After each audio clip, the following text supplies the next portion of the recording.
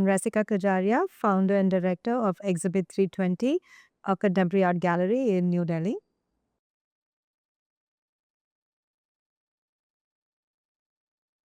Hi, I started Exhibit 320 15 years ago. And from early childhood, I think I'd interacted a lot with artists, been close to their studios, sat down in the studios in Baroda and Chandidikeda, and speaking with the artists about their work and practice.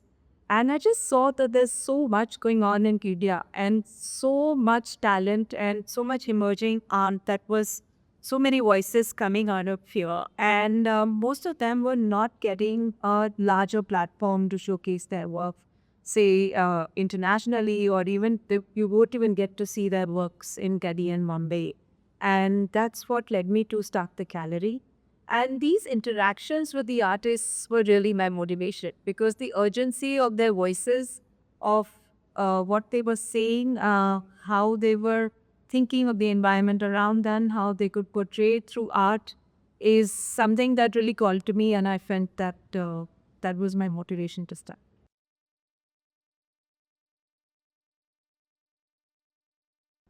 There's been a lot of change in the Indian landscape in the past 15 years. There's a lot more interest in India and Indian art internationally and also within India. Like the market has become much deeper. There are many, many more young collectors that are interested in art. They are looking at art at a much younger age. When 15 years back, you've had mostly our interactions would be with much older people. So that's very, very interesting. And I think I give a lot of this credit to social media, where art has become more visible, available. There's more information, there's more access to information on social media, and that's really changed the Indian art scenario.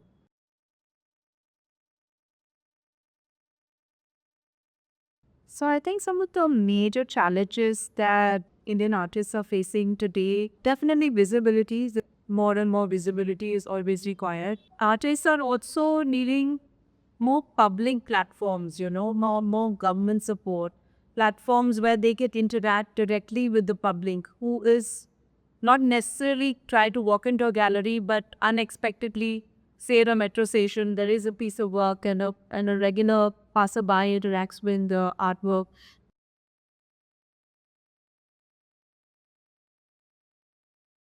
I think these international events have a really huge impact on the Indian art community and the market, and especially the Indian art where for over the last 15 years, it's an amazing platform for bringing the international art community to India.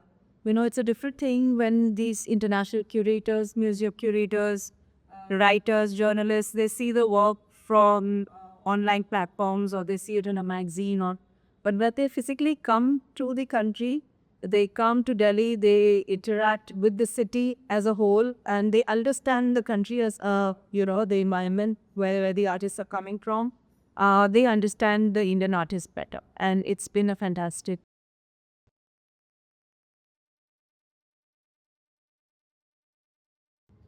I think a recent exhibition that we did that kind of culminated after the 15 years of the gallery was a show called Sharing Works that we had very recently at Bikaneer House.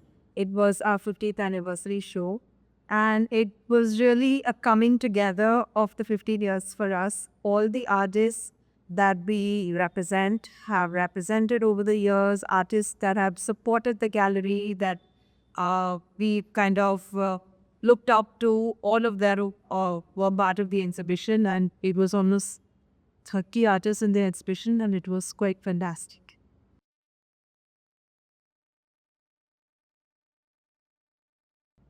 I think a gallery is supposed to be a tastemaker. Galleries internationally are tastemakers. So galleries do try to find their own vision, their vision of a collective community that they represent, and present that. And that really becomes, we don't tailor to what the audience likes. We try not to, because that get me fickle sometimes. So we try to really talk at a more wholesome level on what is really required, what because a gallery artist, emerging artists especially, represent the world that they live in. They take from their environment and present the world that they live in through their eyes. So that's what we really try to keep doing.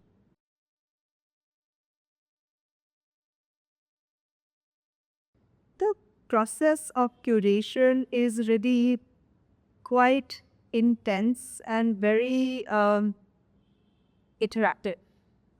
So it requires understanding the artist's practice deeply, having many conversations with the artists on their thoughts.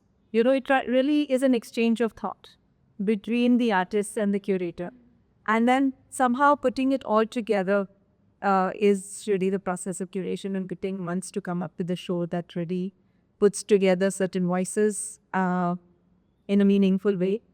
And it's something quite beautiful. It's one of the processes I actually enjoy the gallery the most.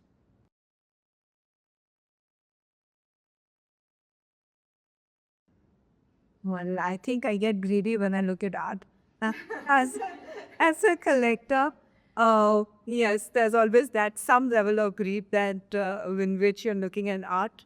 But I think it really influences curation and me at the gallery, because I understand what it is to be with art.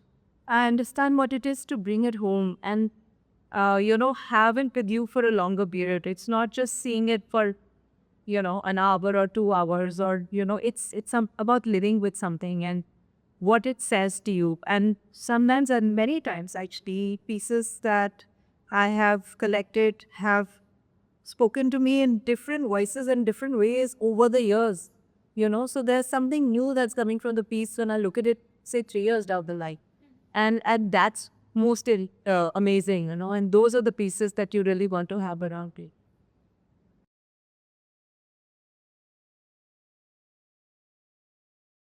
There's many that we represent. Certain artists like I was talking earlier about Richa Arya, brilliant, young, emerging artist, speaks to a deeper idea of the communities that she works with, community of women, their hardships. Like I said, she's stitching onto a fabric that's so hard, like using almost brass and iron as a fabric, at like that itself, and transforming material.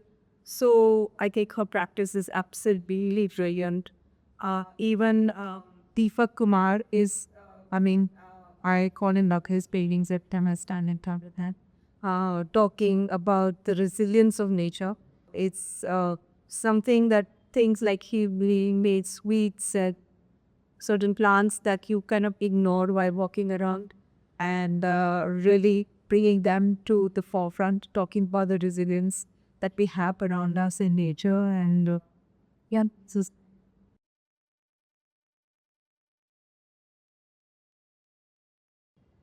I think there's many qualities. Of course, the practice has to be strong, and the thought process where the artist is coming from has to be original and true to their heart. It cannot be something that is fleeting. Uh, it has to be really coming from their core. What the what they're really trying to say. Technique definitely, and how they push material and boundaries of material is something else.